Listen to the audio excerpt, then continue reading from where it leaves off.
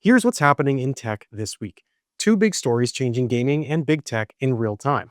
Epic Games CEO Tim Sweeney is stirring the pot again, and this time it's about those made with AI labels on Steam.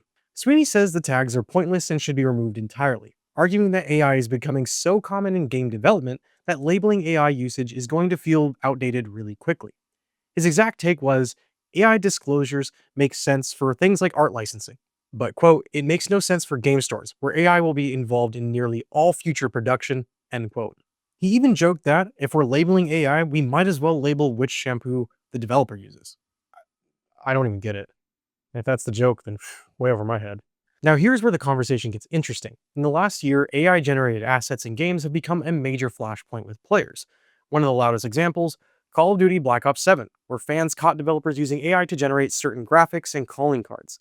And let's just say the community reaction has been brutal. Players say the images look rushed, low effort, and most importantly, they feel AI art is replacing real artists, which is a valid point.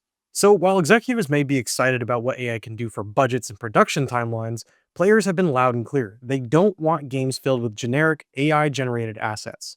And then you've got indie studios proudly advertising AI free as a selling point, the exact opposite of what Sweeney is pushing.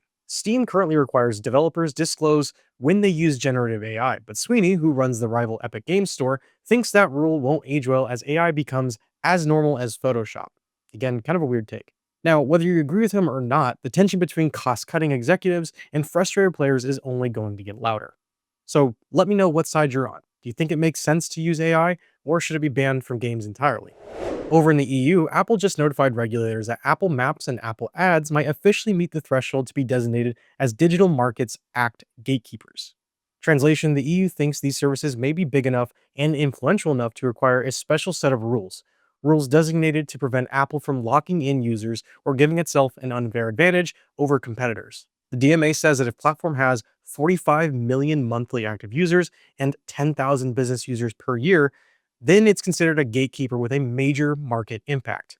Apple already has several products labeled as gatekeepers: Safari, iOS, iPadOS, and of course, the App Store.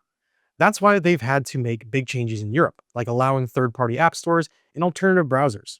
If Maps and Ads gets the same designation, Apple would need to open up those up too, which could change how navigation data is handled and how Apple runs ads inside its own ecosystem. But, in case you're asking, Apple is pushing back. They told the EU that Maps has a very limited usage compared to Google Maps, and that Apple Ads barely registers compared to Google, Meta, TikTok, and even X. The ball is in the EU's court now, and they have 45 days to decide. Why does this matter? Because every time Apple gets designated as a gatekeeper, it has to loosen control, and the DMA is slowly chipping away at Apple's famously closed ecosystem. If Maps and Ads gets added to the list, it could reshape how developers, advertisers, and even users interact with Apple's services in Europe. And that's your Tech in 2, two stories shaping the future of games and big tech. As always, thanks for watching. I'm Garrett, and we will see you next week.